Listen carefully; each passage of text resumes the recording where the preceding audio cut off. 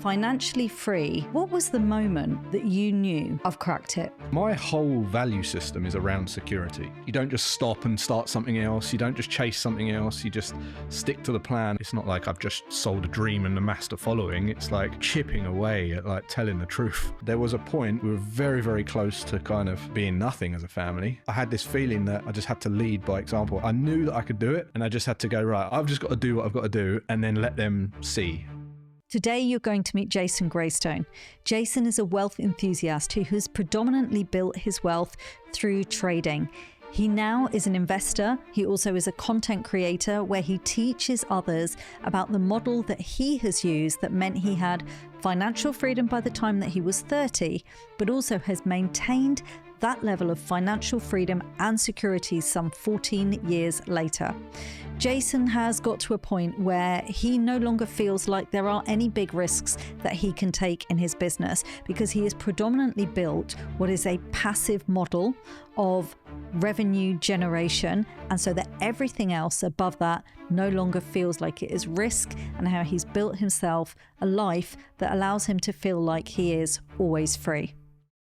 Welcome to Don't Work Harder, the business show brought to you by Atomic, and I'm your host, Suman Randhawa. This is the show where we teach you how you can take huge leaps in your business, not just by working harder, but by working braver. Jason, welcome. Thank you so much for joining us. Thanks for having me. It's a pleasure. Well, I'm going to start by just the roll call of all the things that I think are the labels that I felt like I could put next to your name. But it was the very last one that I really want to pick up on. So I've got wealth enthusiast. Yeah. Tell me if all of these are right. Yep. I've got wealth enthusiast, trader, Yep. angel investor, entrepreneur, author, content creator. YouTube, you've got over 500,000 subscribers. Correct? Yep. We've got the podcast. Yep. Guitarist. I am a guitarist. Yeah, guitarist. But the one that I want to start with is, I guess it's the hook that really stands out. Financially free at 30, 14 or so years ago. Mm-hmm. What was the moment that you knew I've cracked it? Yeah. So I think that's a great question because a lot of people don't seem to know what financial freedom is. And I think a lot of the reason it's hard to get to is because they don't define what it is in the first place. Okay. So for me, financial freedom is in two phases. The first phase is where you're able to cover your living costs regardless of a parent, partner, spouse, a geographical location even, or a boss or someone to answer to. And when you can do that and you can cover the lifestyle costs that you truly want, you're financially independent. Okay. Financial freedom is, and that's a very binary thing. So it's like you either are that or aren't that. And listeners of this podcast right now will go, oh yeah, that's me or that's not me. So that's financial independence. Financial freedom is maintaining those lifestyle costs regardless of you. So financial freedom is being able to maintain that regardless of your mind. You know, you could lose your mind or you could lose, or the market could crash, or you lose your motor skills, or you could even die and still maintain the income that comes in to cover those lifestyle costs at that snapshot in time. And when I was 29, I reached that position, and that was it. So it was a definitive moment where you no longer need to. I wasn't even earning a lot of money at that point. My lifestyle costs were pretty, humble. Yeah. And but I didn't need to go to work. And the revenue stream was trading. It was trading. It was made up of various things. So I earned my right to risk up the ladder to trading, starting with very passive and low cost investments like index funds and things like that. And then I would ramp my savings up regularly and then look to deploy my cash into higher degrees of speculation until the point where I got to, I needed an extra few percent to cover my lifestyle costs. And that's when I looked at higher speculative things where I knew I'd have to develop a bit of a skill and it'd take me some time. And I looked at like online poker, I looked at options trading. And then after blowing quite a lot of money, not blowing, donating money to the markets in lessons, I eventually came quite good in the financial markets. So that was the kind of final piece in the puzzle. And that was it. Yeah, 29. And you say there was 3 years, but like leading up to that moment, there were 3 years of basically bust. Yeah, I mean, there was probably 18 months of me just blowing money. Right. And then there was 18 months of me, and then there was about 6 months of me taking stock of what I'd just done. And then there was another year of me applying my lessons to the market and becoming consistently profitable. And then that was it. After a year, I wanted to do it for a year to prove that over a long period of time I could match my living costs. But not only that, because in trading it's very, it fluctuates. Very volatile. You can't just say I'm on a £2,000 a month. Some months it's 500, and then some months it's 10,000, and it's very volatile. So I wanted to go for a long time period so that then I could average that out and say, right, I can comfortably take this per month now, and that's what I did. And what can you recall? What was the pivot, the moment that you were like testing, and you were like, okay, I think I've got it? Yeah, there was so when I finally, after the first 18 months of blowing a load of money and reevaluating what I actually needed to do, I funded my account and went professional, right? And 4 weeks after that period, I had less money in my account than I started with. And I thought, here we go again. But I was in a really good community, a couple of great mentors who were just like, just stick to it. You've tested it. You know what the probability of the performance is. Just keep going. And on the 5th week, I went into new profits. And I think that was the moment where I thought, I trust it. You don't just stop and start something else. You don't just chase something else. You just stick to the plan. And it was that 5th week that I came out of a drawdown, went into new equity highs, and that was like 100% trust. And it was just like, right, I just have to do this. And the realization was it's very boring. It's very, very boring. Trading is just monotony, and it is not exciting. It's not something that's, it's just a system. It's just it's a process of and a game of probabilities, and your ability to just do the same thing every day for years and years and years. And the things that like coming up for me is I know at that time you probably would have had a small child in the home, correct? Yep, I did. I had 2. You had 2 at that point. You had your partner. Yeah. So how did you know that this was something that I need to keep going with when there was probably a need for some security in the household? Yeah. How did you know? What was the sign? It's funny. My whole value system is around security. So, when I was, my earliest memories, I had a massive perception that I had this void of security as a kid. So that shaped who I am. And literally last night, my wife and my kids were saying, I love how our home feels like a bubble and it's like ultimate security. And we've created that because of who I am. I'd like to know where my things are. I don't like losing things. I've got a real kind of issue with that. Not an issue. I love it, but it's who I am. And at that time, I knew that would be the piece that would give me ultimate security. But everyone around me, including my family and even my wife and her family, all had severe doubts. Of course. Yeah, right. Because when I started this, it wasn't like today where you go on Instagram and everyone's a trader, flashing off Lamborghinis. There wasn't really many around, and it was just seen as gambling back then. And I would spend all day at work, come home, see the family for a bit, then they'd go to bed. Then I'd spend from 10 p.m. to 1 a.m., 2 a.m. just testing strategies, and then I'd spend all Saturday in a coffee shop and some Sundays, and we grew very distant, me and my family, and there was a point where we were very, very close to kind of being nothing as a family. Gosh. Right? But I had this feeling that I just had to lead by example. I knew that I could do it, and I just had to go, right, I've just got to do what I've got to do, and then let them see, and then they'll understand. Because there was nothing, if I wasted all the energy trying to persuade them and convince them, I thought I'd just lead by example. I'd just prove myself. So that's what I did. And there was this kind of gray area where I just made it work, and then they saw the benefits, and yeah, thankfully it worked out. But I don't recommend it to to anyone. You know? Well, that is a brilliant segue, actually, because isn't that interesting? You don't recommend it to anyone, yet there's 500,000 subscribers who, despite you very clearly saying that trading is not for everyone, this is for a minority.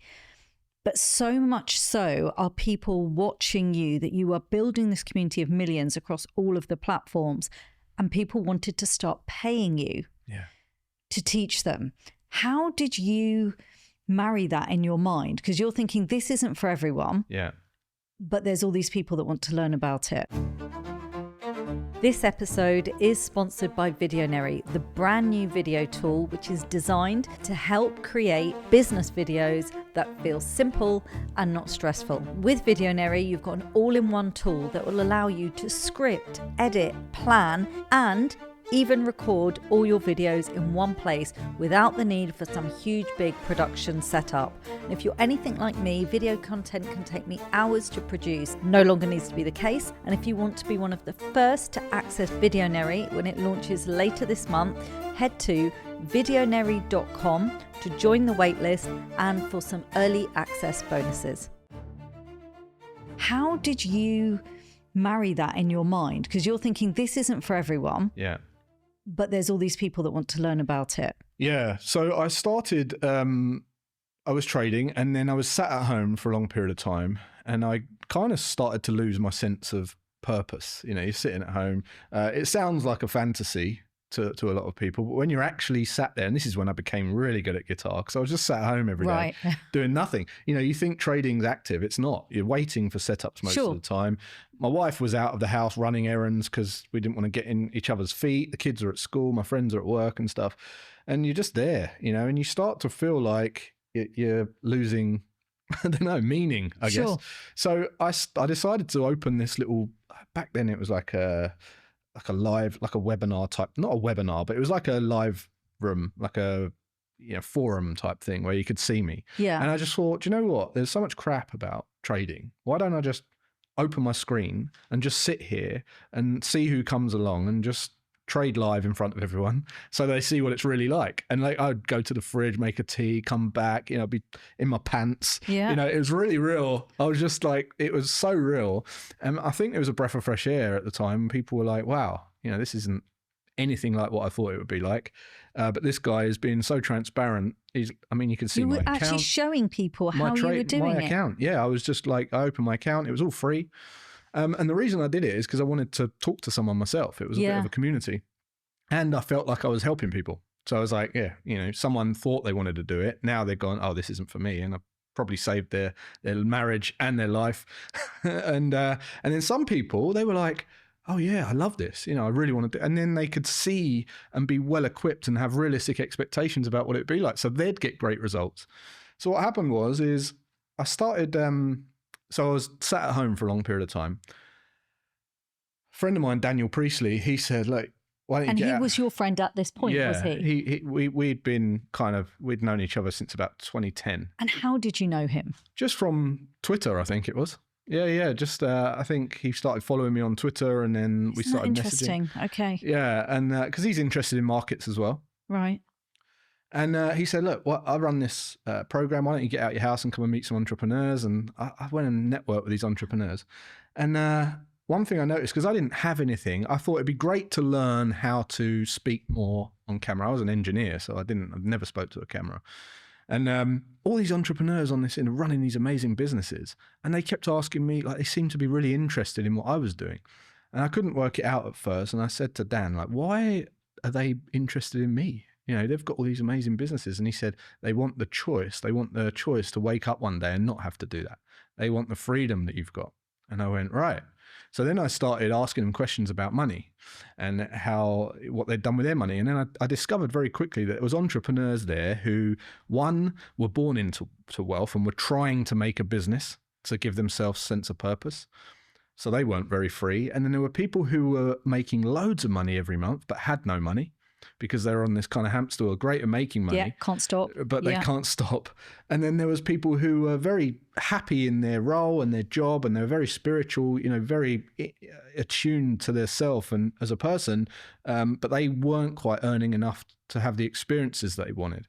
So I started, asking them what they were doing around their money. And I started making notes. And then one day I just sat down in front of Dan and I said, look, what do you think of this? And he said, what's that? And I said, this is a program that I've just built by talking to all these people, and I think they need it. And he said, we'll sell it to them. So we tested it with these group of entrepreneurs.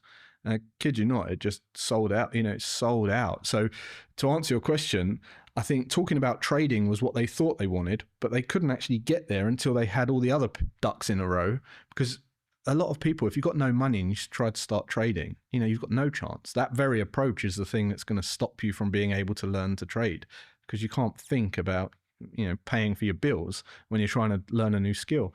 So we started teaching them all the basics and the fundamentals and getting your feet wet in the markets by investing, and then get into a level of trading. And as soon as that we did that, they were getting phenomenal results in trading, because they had a different mindset and a different approach and a different appetite for risk and a different comfort level activated in their brain. And they could think more clearly about logical decision-making processes and things that they couldn't when they were thinking, I need this money. Was that the wealth education then, would you say? Yeah, that's right. So tier one was what I called the trading piece. Yeah.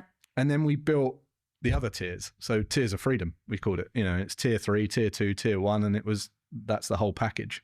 And that's everything I did from 22 to 29. When you went from, here's something I can do for myself, and it's interesting because on one hand, it feels like it's such an area of risk to trade, or even investing, which you go on to do later. But yet what's coming across is this process and this iteration piece for you.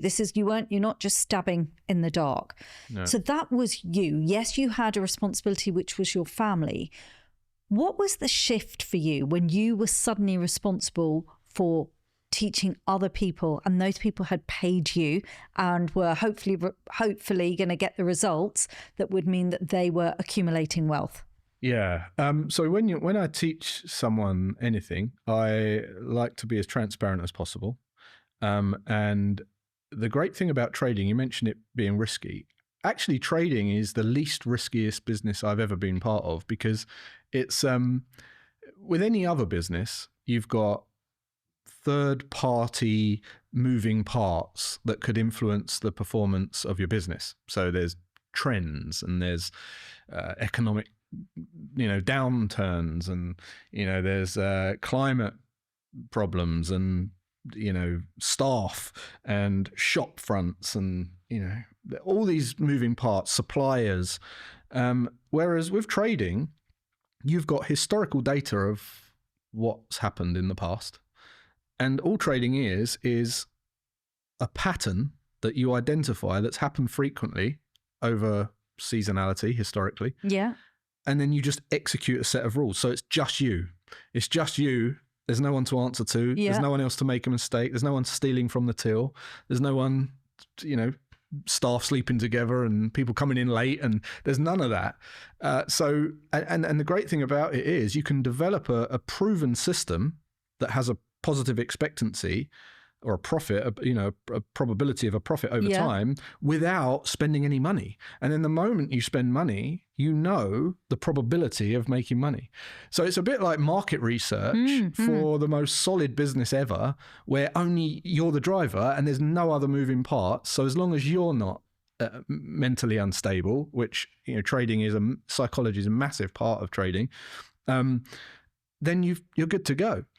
So when people started to see that, we just focused on getting their mindset right, getting the expectations right, getting a trading system built around their personal preference for risk tolerance and their lifestyle, and building consistency. And I was so confident that we could do that it was. I think that just came across, and people just started to get results. Again, most people don't get results because people want. I think what, I think the illusion is I've got 500,000 YouTube subscribers, but that is a very small group of people who actually work with me, who are the right people. You know, there are millions and millions and millions of people that aren't right, and they probably follow trading material. But the little group that I've got, we've tried to really be contrarian and go against what everyone else is saying, so that we can set the expectations for that small group of people. And you know, it's taken 10 years to grow to that following, so it's not like I've just sold a dream and amassed a following. It's like chipping away at like telling the truth for 10 years, and that's a long time. I mean, I could have grown way quicker if I'd just flashed a Lamborghini or a Rolex, you know. And what are the attributes that you have that the people who are going to have success, that minority? Logical mind. I'm an engineer, and you were so clear about that. Yeah, it's logical. So I see patterns. So I say most people shouldn't do it. If you are engineering background, military, maybe IT background, they're very prolific at trading and systems and binary thought processes. If you've got that and you are process oriented, and you can think in terms of process over outcome, if I do ABC, I get XYZ, and you just do that, you're halfway there. You know, you get it. You get what trading is. If you are a creative fairy, away with the fairies, like, and you think you can blow the screen and it will move the markets, you know, which I've seen, that's definitely not for you. Yeah. You have to understand that you never know what the market's going to do. It's a game of probabilities. So you have to have a set of rules, like board game instructions that you play every day, and you know that produces an outcome. It's so simple. Like, trading is so simple that I think that is what stops people from being good at it, because they can't believe how simple it is. So therefore they try and overcomplicate it and make it more difficult. Bearing in mind, this isn't like the main thing that you do. When you created that program, what did you need to do? Did you need to build, was there a platform? Were you working with other people? Like, how did you then deliver it? Yeah, so I worked on a model of being oversubscribed. It just comes from my background as an investor. It's supply and demand. I saw that it was important, if it was an online platform or an online product that we delivered, there needed to be more demand than supply. In order to do that, you have to make sure that, because it's infinitely available, because it's an online product, you can't turn it into a commodity. So you had to manage it in terms of intakes, and you had to build a waiting list, and you had to have people waiting there, and then you had to kind of accept fewer people into the program. And you understood the mechanics and the system. 100%. I think this is why Dan wrote about me in the book. Yeah. Because this is like, that's the only way I would do business, because it just makes sense to me, because you can control the price. You have a process that is unique to you, that can't be compared to any other person in the marketplace. Therefore, they can't compare you. They can't knock you down. They just pay. So all the financial side of stuff was solid. So then it was just, well, let's build this bucket of people that are waiting to fall into this thing. And that's why I just focused on organic. So we've never placed an advert ever. You know, I don't have one post where I'm selling anything. Wow. I'm just not interested in selling programs. So it all had to be word of mouth, or someone had slipped the net and got in, and now it's like, oh, I'm in, you know, and then they tell people, and we just focus on getting them amazing results. So when we did that, we built a Facebook group where they would wait, and then every month we had like 10,000 people on this waiting list, and then every month we'd let like 50 people into the group, and then every 2 months we'd let 30 people into the program. Almost the classic system of like creating ethical demand. Exactly that, but we're also so that we could ensure that we could work with them and get them results. So it wasn't like we're just letting 30 people in for the sake of it.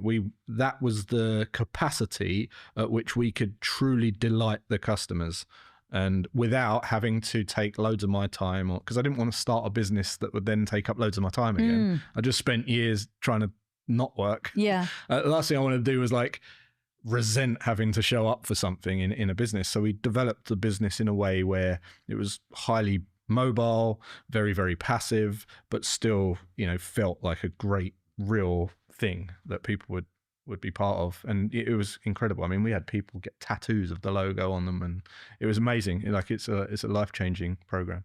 And this, what was it that got you noticed? Was it the fact you think, so obviously there's lots of people that have traded and have done well.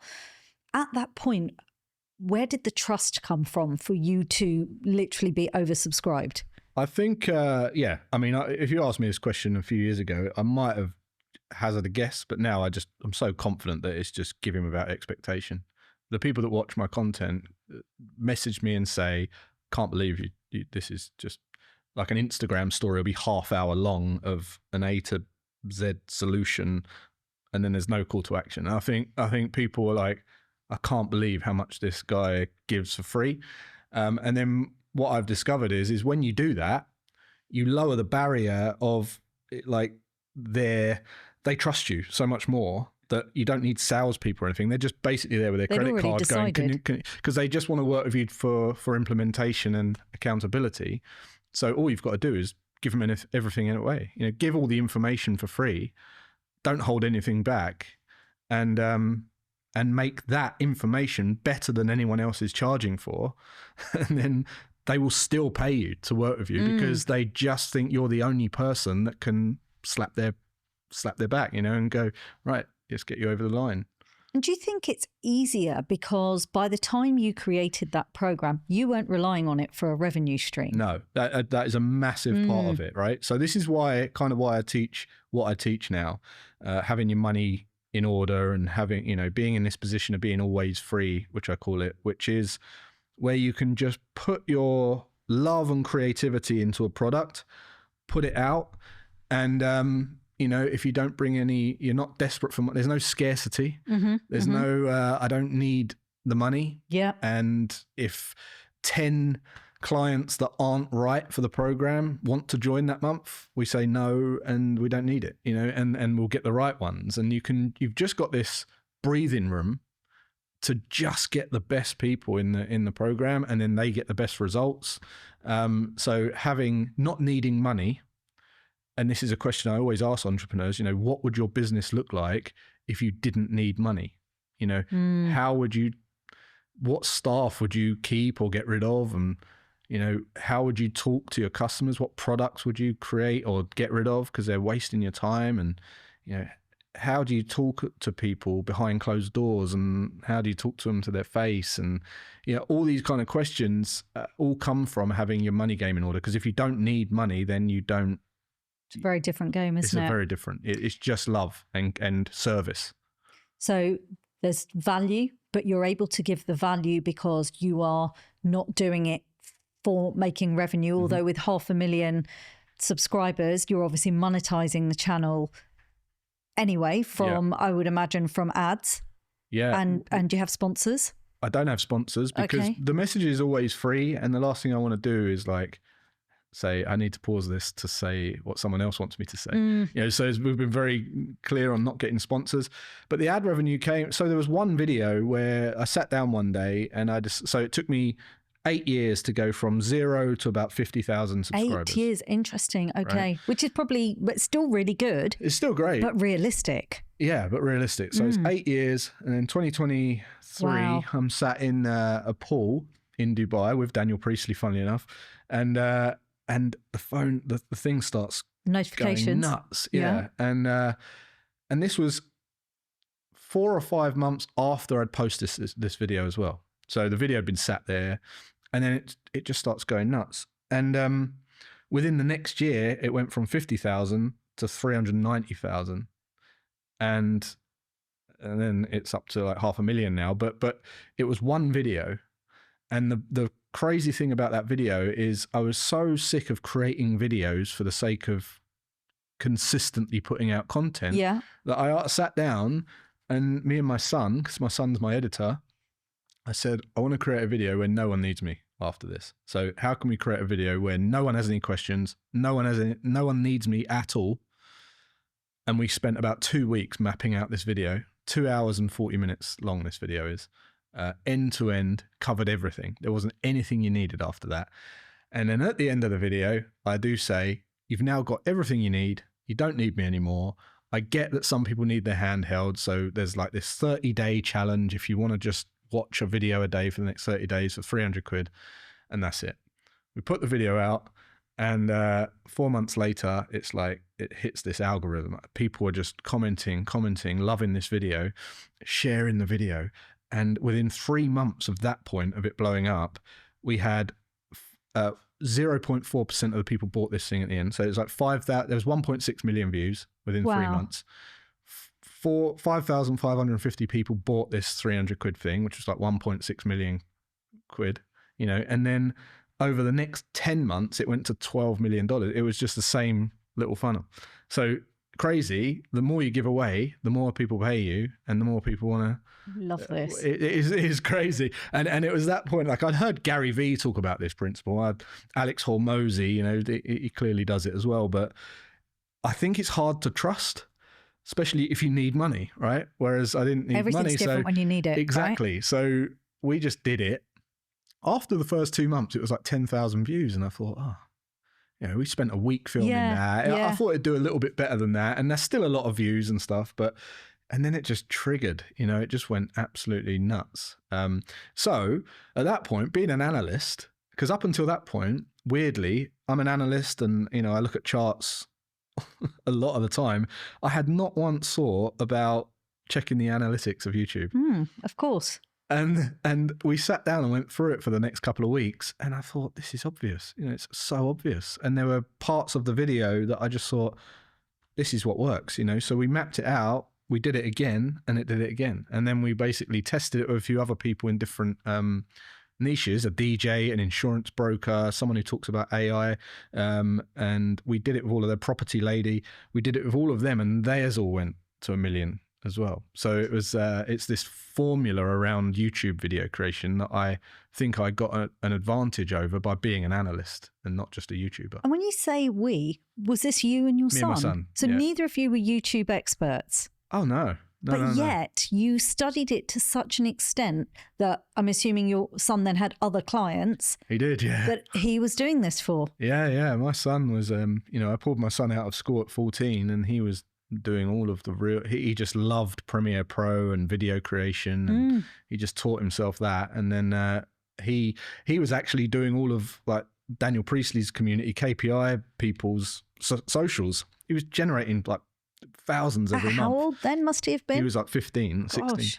And then I said, mate, you've got to stop doing that and just do mine. Yeah, you know? yeah, exactly. So we put this plan together and we said, right, just work on mine. And he's helped grow that channel massively. And so with content, and I do want to talk about, you talked about always free, which I love the principle of always free, and it makes a lot of sense to me. And we'll speak about that in a second. But would you say, because you've got content in lots of ways, actually, there's the book, there's obviously social media, there's the podcast, there's the YouTube. Would you say that it's the trust that already exists with you? Is it what's in the content, or is it something clever around the thumbnails, the hooks? Like what have you guys found is the most crucial part? It's going to sound weird and it's going to sound woo-woo. Go on. At first I wouldn't have believed this. I kind of had an inkling it was this, but over the last year in particular, so many people have said this to me, that it is an energy that comes across. Love that. It's an energy in your content that I think humans, especially with AI and everything, I think we're so good at like feeling someone. And when you are genuinely giving content away where it's like, I'm giving this, you know, without expectation, I think people can feel it. And I think people can see a calmness and a contentment. It comes across, yeah. And I think, so I think it's that. And I don't know how to create that other than from getting in a position where you're always free. And it's like being content. That's what it is. It's being content. So recently, I talk a lot about, you know, when you was a kid and you was 7 years old and you was playing out on your bike or with your friends playing football or whatever, and your mum would call you in or whatever, and you'd be like, oh, you know, I've got to go in, and you know, when I'm an adult, no one's telling me what to do. I'll be free and never.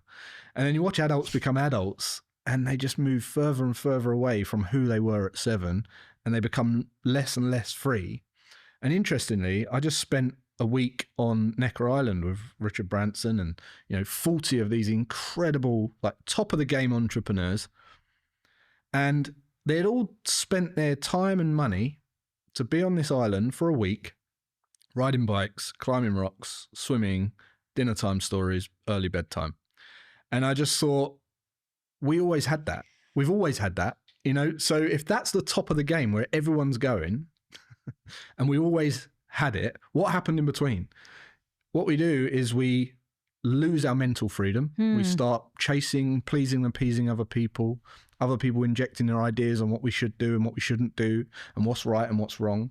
And then we develop a vocation, our mobility freedom, how we spend our time and our calendar is dictated by those thoughts and other people's, demands and what we should and shouldn't do. And we fill our calendar with things that we just resent doing for most part.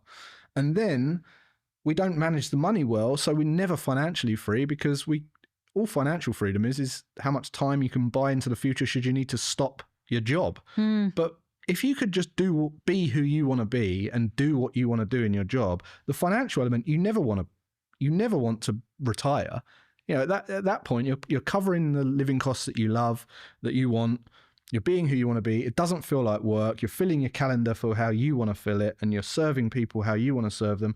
You don't want to retire at that point. So the financial piece is like the least important. But everyone sees it as the most important because they are not in that position.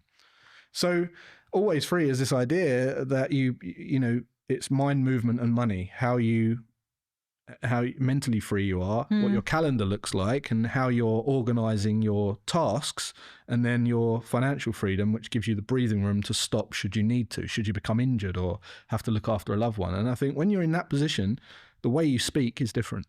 The energy you have is different. I think people feel it. And that is very true, because actually there seems to be a real difference when there is this confidence, which is very different to ego. Yeah.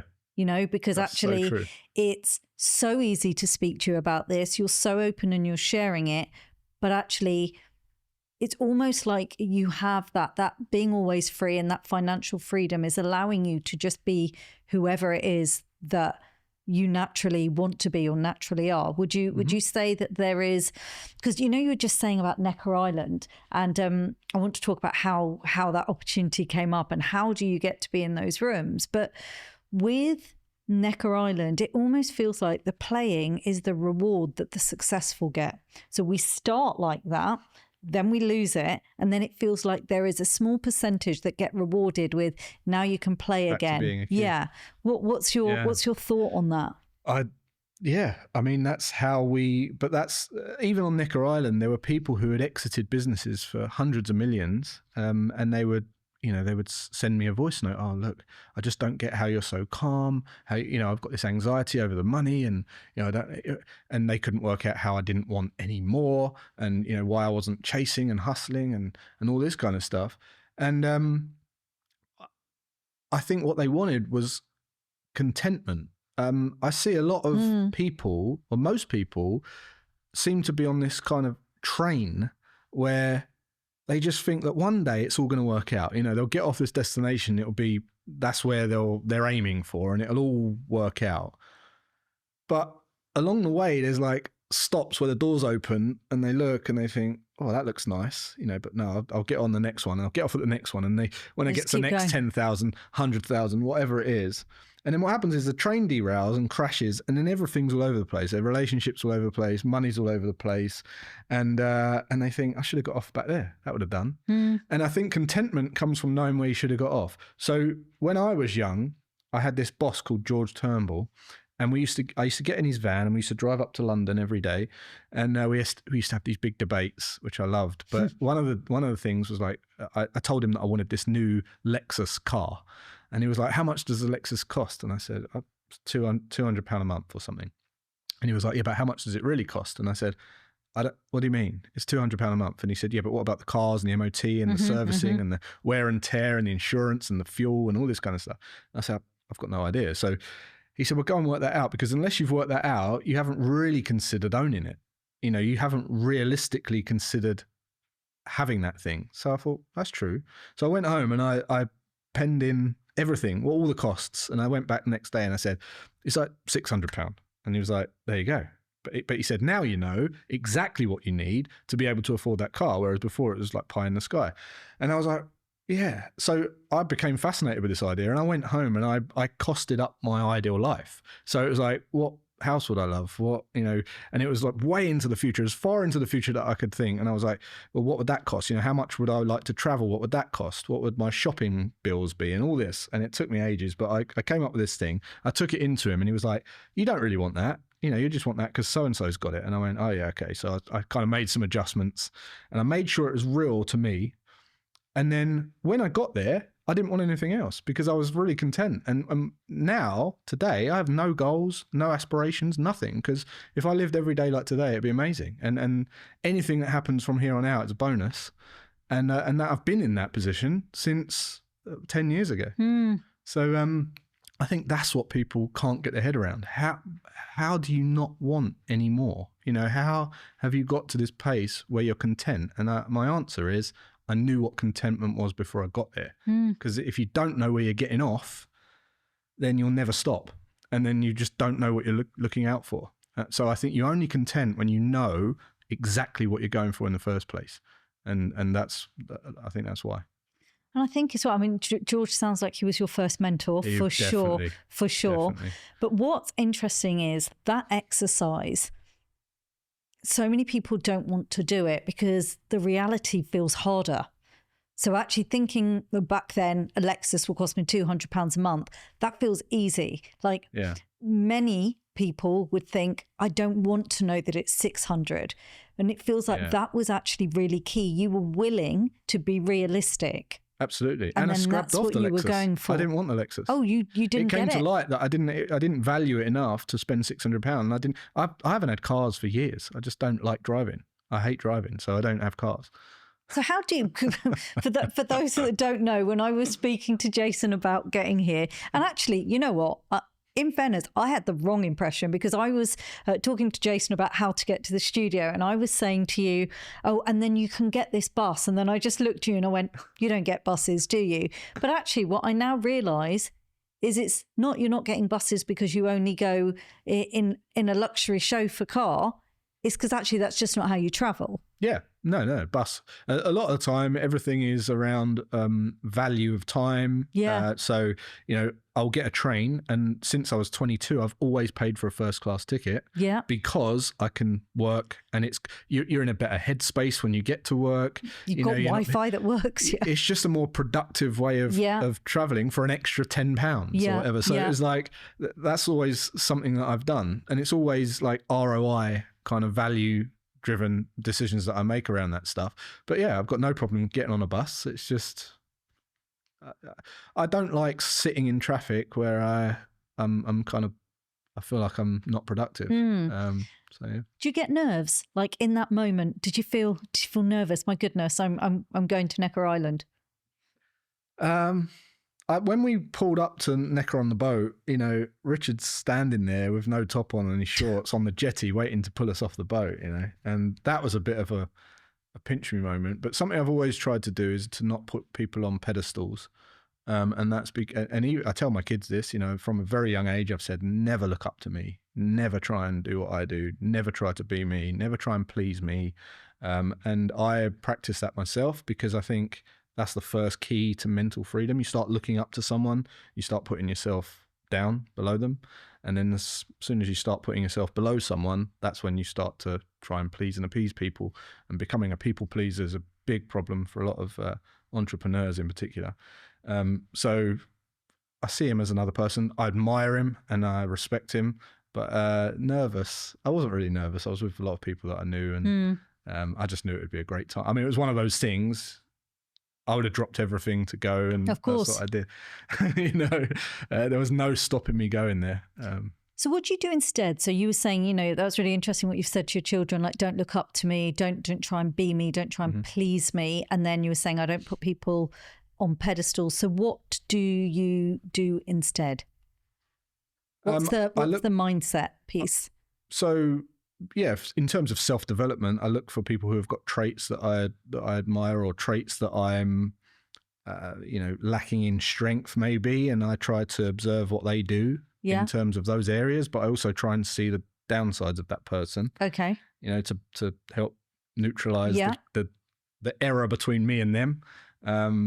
It's like they say, never meet your heroes, right? It's like you think that someone is only one way, whereas if you ask someone, are you always happy? They'll say no. Are you always miserable? No. Are you always generous? No. No one's always anything. We've all got every trait. And I think, especially with social media and kids now, it's very dangerous that they're believing that these people have one trait or one side, and that fantasy can create an infatuation with something that doesn't exist, and then that creates an anxiety and a depression. So it's important to me to tell my kids, figure out who you are, guide them in a way that of areas that they're naturally intrinsically motivating to them, and then push them and and guide them there, but never try to replicate anything I've done, because you'll be beating yourself up if you can't do it. And that was just your way. So your wealth creation, none of it, from when I was doing my research, has come from selling one of your own companies. No. Okay. So it's all been what you have self-created, but investment is a big part of what you do. You're an angel investor, is that right? Yeah. Angel investor. Yeah. So is there any element of how you maintain, make money in your business world, which obviously is your life, that feels like it's a risk now? Oh, not now. No. I mean, no, because it's so diversified now. It's almost like you build this big pot and you invest it in different ways that yields different levels of return, and you almost build this pyramid so that the passive stuff is down the bottom and the majority, and then you kind of have this higher degrees of speculation to the point you could, if this is 100% of your capital, the top, you can go, oh, I'll chuck 1% into this red or black, right. Or I'll put 5% into this startup, and because it's so structured so well, that could go bankrupt and it won't topple the whole thing down. And so the income streams that come from it all is so diverse that it's completely it's indestructible. Right.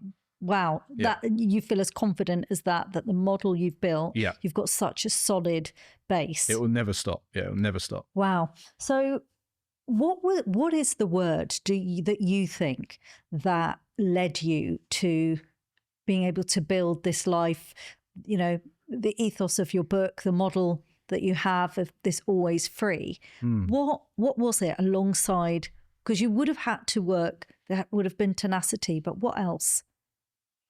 It takes courage to choose freedom and choose yourself, because what I've seen lately is a lot of people refer to haters and hate comments and all this kind of stuff. Again, I've always embraced that, because when you are surrounded with people telling you you're amazing all the time or supporting you all the time, you become fat and complacent, right? Whereas it's the people who put the hate comments only hurt when they're true. So if I don't love something about myself and someone attacks that point in me, that's going to hurt, but it's only because I don't love it about myself. So if I'm overweight and someone says you're fat, I'll probably go, oh, I need to do something about that.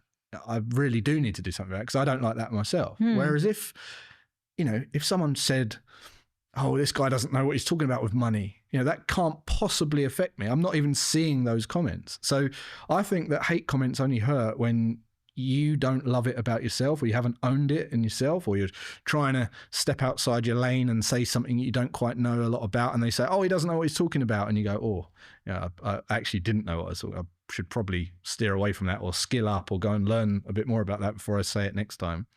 So haters are there to serve you. I think they're there to balance you out, or to push you into being the best part of you. Just like bullies, bullies aren't there when you can't be bullied.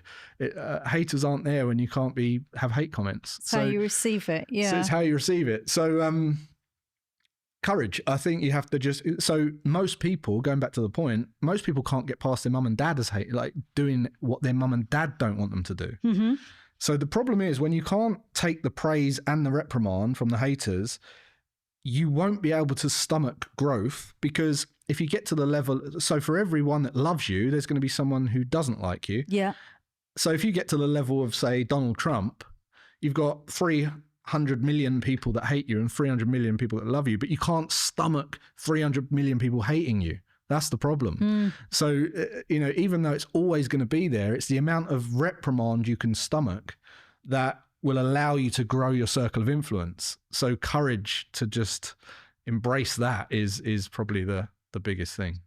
Thank you so much, Jason. Oh, I've got a couple of questions to wrap up. And, I wanted to, I think what I feel like I really got there was getting into the mindset of the way in which you have built. I mean, you call yourself a wealth enthusiast, which actually fits with tinkering, doesn't it? It's like, I tinkered around, but actually, how logical you were. So I've got two things that I'd love to do before we wrap up, if that's okay. One is we do something called the atomic 60-second clock. So I've got 60 seconds. I'm going to ask you a question. It'll be around an area of your expertise. Okay. And I would just love to see how you would answer it. Are you up for that? Sure. Lovely. Okay, so question I'd like to ask you, bearing in mind the area of expertise that you have, what was the last big risk that you took, and how did you safeguard it to minimize those risks? Wow. I suppose the last big risk I took was pulling my son out of school. Okay. Because that is risking their future and guiding them the right way.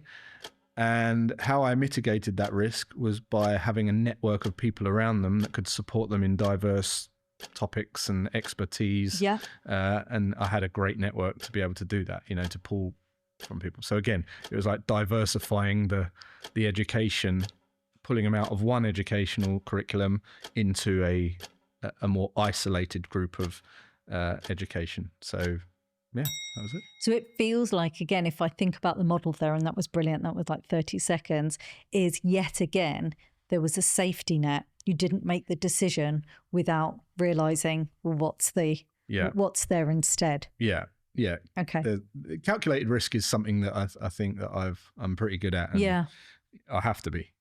My whole family have fed from it for many years.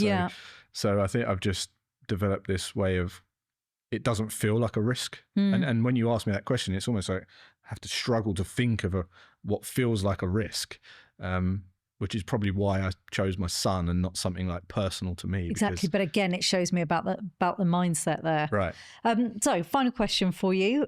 Again, this is just to, we like to know what successful entrepreneurs are up to in their spare time, which seems like you have a fair bit of spare time, always free, as you say, which is, what are you listening to, watching and reading right now, if anything? Actually, I'm that's a great one. So what am I listening to? I'm listening to a lot of music on a playlist that I'm rehearsing as part of a covers band that we're rehearsing for. So just music. This is what you do in your free time? Yeah. Okay. Yeah. So that's that. I don't listen to anything other than music at the moment. So that's that. What am I watching? I'm actually watching nothing at the moment. No? No. Okay, fine. Should I watch something? No. Recommend something? No, you should tell us. I mean, if this is the habit that we need to look at. So nothing at the moment. I do watch a lot of films. Okay, all right. So I'm a film buff, but I can't just say I'm watching X film because it's one off. So. And you said you did covers. What kind of who are you doing covers of? We do what all genre? sorts, like rock, acoustic rock. We do pop covers and stuff. Yeah, it's just great. Amazing. Foo Fighters and all different covers. And then what am I reading? I'm actually reading Atomic Habits. Are again. you? Oh, that's interesting. So, what made you pick that up? I first read it in 2016, I think it was, or 2017, something. And it's a great book. And I'm I've read a lot of books, but over the last 6 years, I've been just reading 10, over and over again, or kind of studying 10, and that's one of them. So Atomic Habits, and the reason I'm reading it is because my son's reading it, and I'm comparing it with him. So amazing. So James Clear. Yeah, that's right. Yeah. Amazing. Thank you so much, Jason, for all that you've shared and for coming in to see us. Thank you. Sorry about the boring answers on the last one. No, not at all. I think they were super interesting. So thank you. Thank you. Wasn't that an interesting conversation? You know, Jason is probably not the traditional entrepreneur that we've had on the sofas here, in that actually the predominant way that his wealth has been created has been through trading and has been through his investing.